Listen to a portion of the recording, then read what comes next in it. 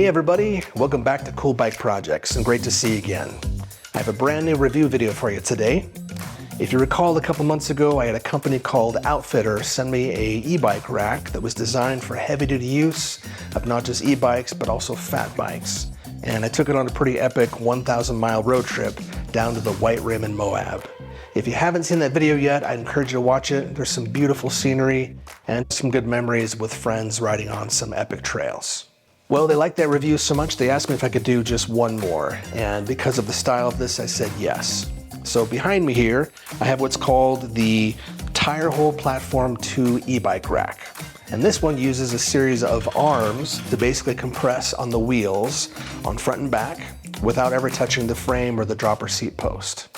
This is kind of a high mark for road bikes and other companies where you simply don't want to have anything touching the bike frame itself, but you also want it to be rattle proof. So this will be my honest review. We'll build this thing up, take it on some pretty chunky roads, and see how it does as far as preventing rattle and keeping the bike clean.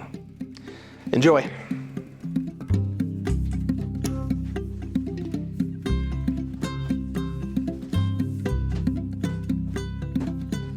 So a question I got last time about the Outfitr bike racks is, why does it say Young Electric on the outside? And the answer is that Outfitr is a distributor for Young Electric. So these frames have been made, sold underneath both brand names, but the box themselves and as far as the decals will all say Young Electric. Right out of the box, I'm impressed with the packaging. There wasn't a single scratch, ding, or dent on all of this metal. And I was surprised to see that the bike rack is about 80% assembled. The instruction manual is pretty straightforward. In the box of accessories, you'll find approximately 8 bolts, including a locking hitch pin with the keys. This is great to see this coming with the rack. I believe by itself this is about $30.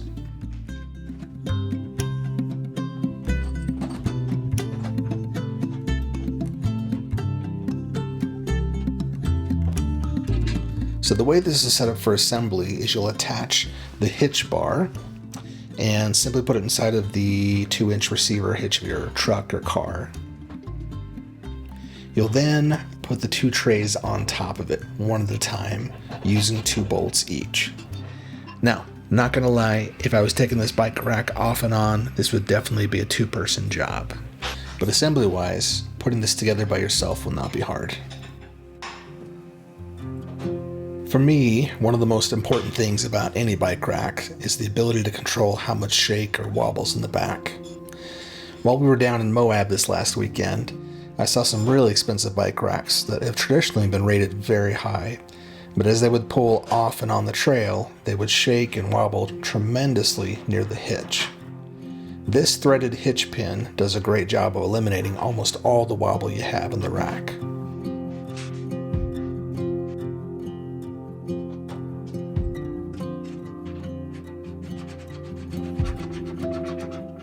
Now, for those watching who may have purchased a rack like this one, there is no set torque specs for how tight to go, so I simply tightened it down to snug and about a quarter turn past that. After I took it for the first test ride, I checked again to see if there was any wobble in the system, and these long 8-inch bolts seem to have no issue. I appreciate that they included the nylon threaded nuts to the bolts, as this eliminates any issue you might have.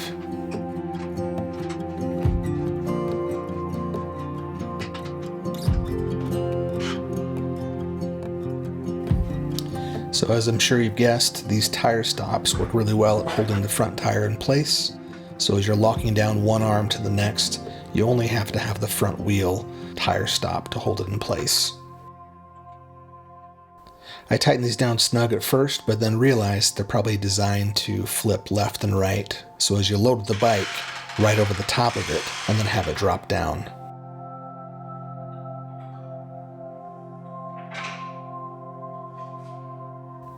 So far, everything's come together really easy, but there was one concern I had.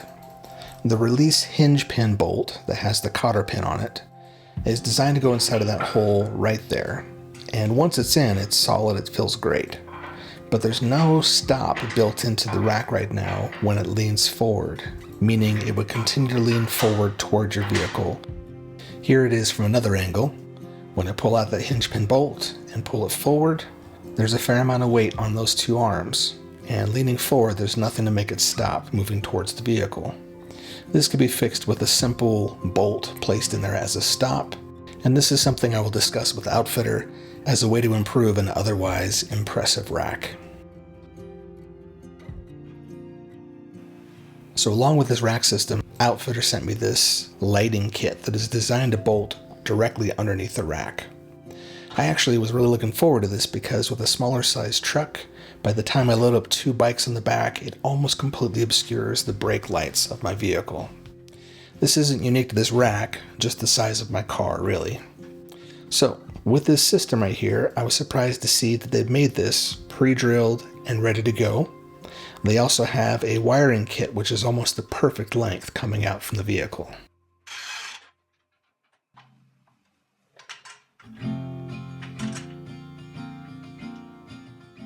Something I forgot to mention is that this rack comes with a loading ramp, which is pretty sweet. It has a quick release little lever here on the back with the pin going all the way through. While it does have a little bit of play in it, it's not going to come off anytime soon. So if you have a large e-bike, fat bike, or just something heavy where it'd be nice to have a little bit of help getting it up there, this does come with a loading ramp.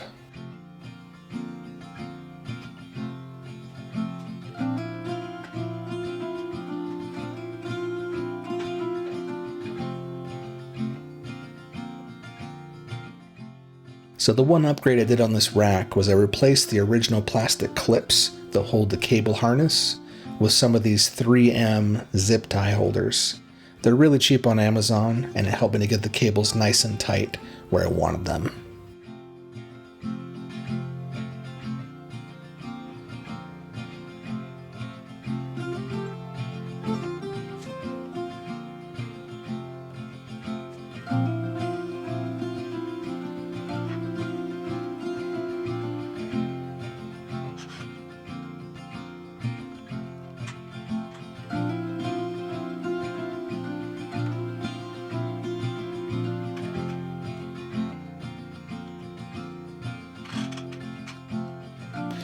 One last thing I forgot to mention, in order to get all of the play out of the rack system, they've included a little bolt down here, so that when the rack is in the down position, you can tighten up this 13mm bolt, which removes any play from the hitch pin and the 2-inch receiver hitch.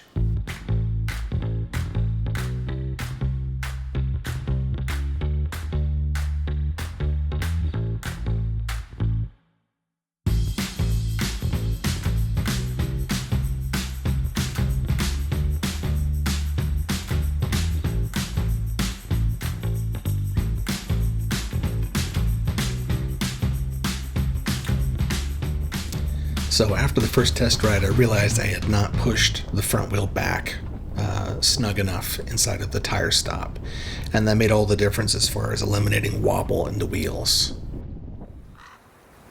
Now that the bike rack was squared away, the best thing we could do was a test ride down to southern Utah for some mountain biking.